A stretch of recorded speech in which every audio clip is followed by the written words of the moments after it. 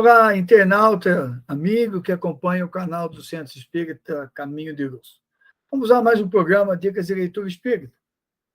No último programa, nós fechamos as nossas falas, as nossas apresentações sobre o mestre espírita carioca José Raul Teixeira e a sua obra. Evidentemente que não batemos todas as obras, vamos voltar a ele depois.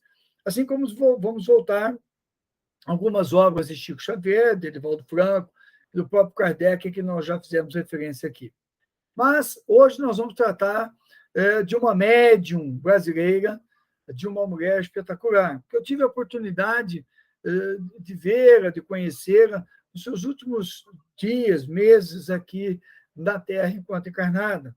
Foi no sul do estado do Rio de Janeiro, na década de 80, e eu havia recém-tornado-me espírita, e os confrades mais antigos, mais experientes, me falaram da Dona Ivone do Amaral Pereira, carinhosa chamada de Dona Ivone. Na época, Dona Ivone já tinha publicado vários livros, não só psicografados, como livros da sua lavra literária. Mas ela não tinha a dimensão que ela hoje ela possui, que ela foi tomando o movimento espírita à medida que as pessoas foram descobrindo o seu trabalho e a sua história.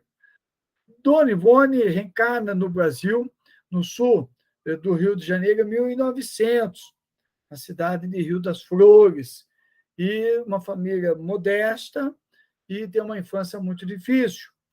Dona Ivone tinha, desde a sua tenra idade, muitas dificuldades com a sua mediunidade que ela não identificava, que foi intensificar aos 4 anos de idade. Mas aos 2 anos ela teve um fenômeno de catalepsia que ela tinha seguidamente, que ela chegou a ser colocada num caixão e ser levada para ser enterrada, mas despertou antes, aí os médicos identificaram essa doença e ela passou a ser acompanhada.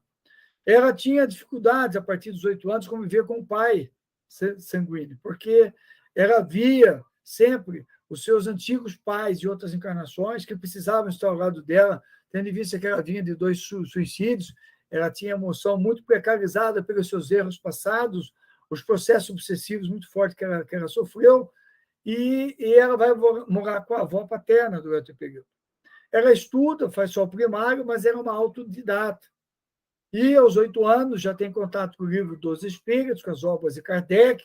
Aos 12 anos já era uma estudiosa do Espiritismo, é uma mulher inteligente, devotada, dedicada, sempre orientada pelos bons espíritos, e ela vai se tornando uma autodidata, uma estudiosa, que não teve relações afetivas nesta encarnação e vai morar de favor, em determinada época, com uma sobrinha, no bairro da Piedade do Rio de Janeiro, onde ela mora durante muitos anos, trabalha sempre como assim, empregada, funcionária, né, de lojas, era costureira, costurava, fazia pequenos serviços e assim se mantinha de forma modesta, mas sempre vinculada aos trabalhos espíritas, à caridade, ao trabalho mediúnico.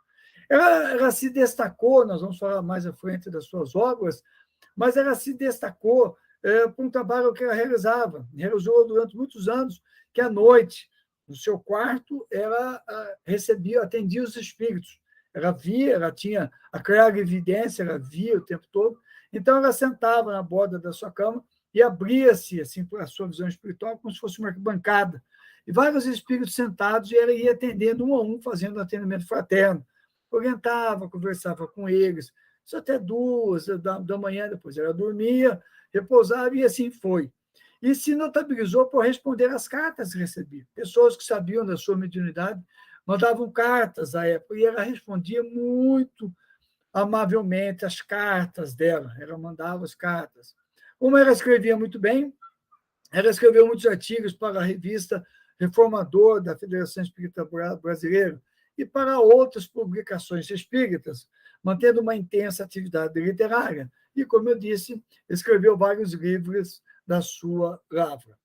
Ela teve encarnações, depois de uma encarnação marcante dela, que foi como a Imperatriz Lígia do Império Persa, ela foi assassinada, era uma mulher muito bonita, e que dominou praticamente, emocionalmente, escravizou o imperador Sacaran.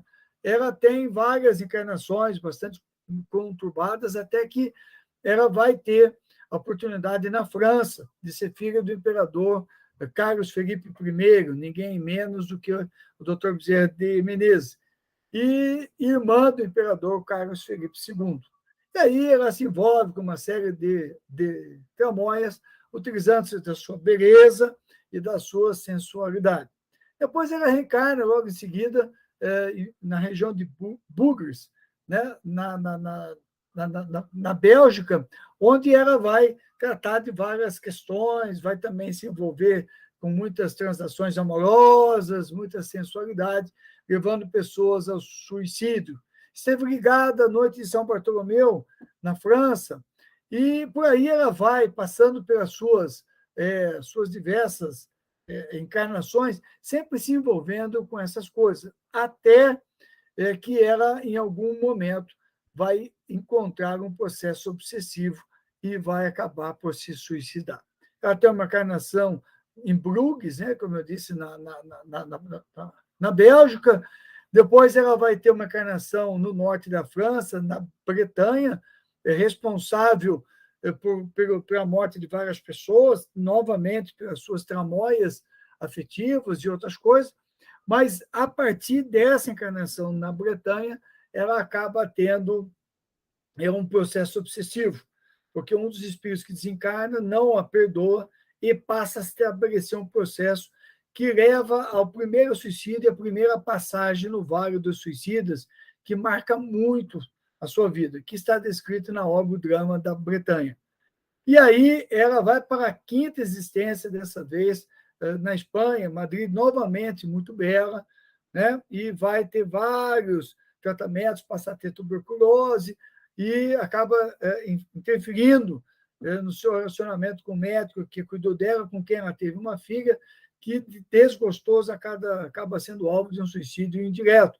Novamente, ela desencarna em situação difícil. E aí ela vai para uma existência em Lisboa, né?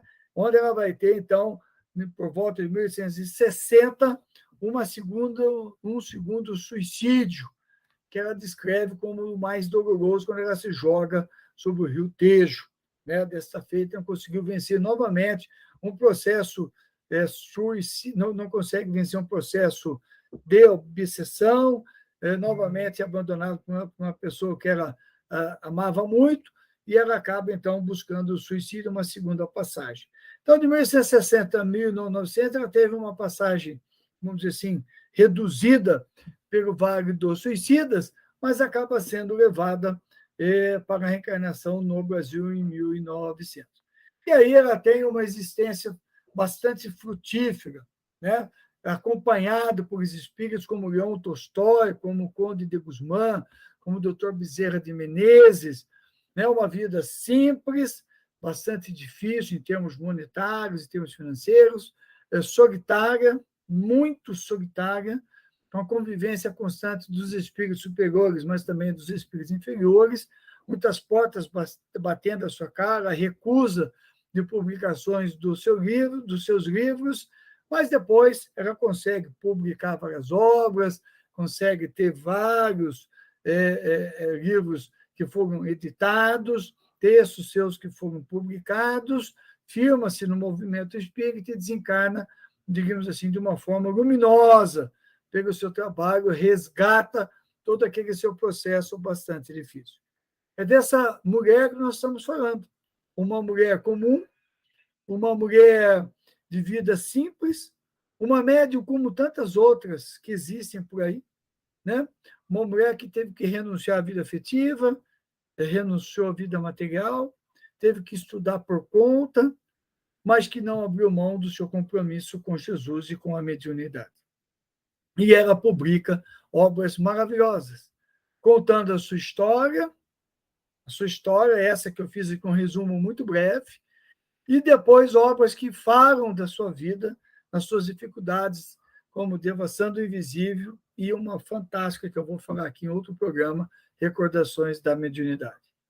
E uma outra obra, que é um verdadeiro compêndio de suicídio, tratando de suicídio e de mediunidade, que é Memórias de um Suicida, que é, sem dúvida alguma, a sua maior obra, a sua obra mais marcante, e que foi ditada pelo espírito Camilo Castelo Branco, o português, o escritor português, que nós conhecemos da literatura portuguesa, que foi suicida naquela sua encarnação como Camilo Castelo Branco. Então, nós temos aí um material vultoso para trabalhar, porque em Recordações da Mediunidade Devassando o Invisível, ela se põe à mostra, ela nunca escondeu o seu suicídio, a sua inferioridade, as suas dificuldades.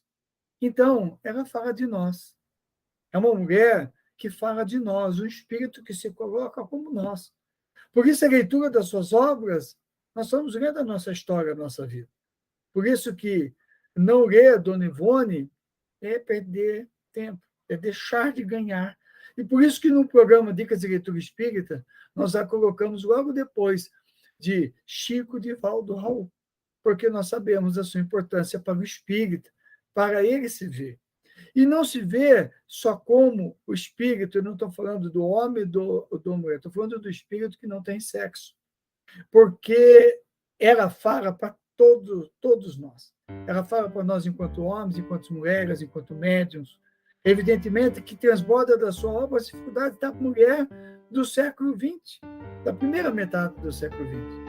Até mesmo para se afirmar como médium no movimento espírita, marcado pelas dificuldades que a mulher tinha naquela fase.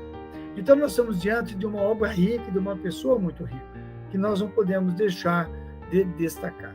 Então, fica aí esse resumo da vida da Dona Ivone. Eu teria muito o que falar.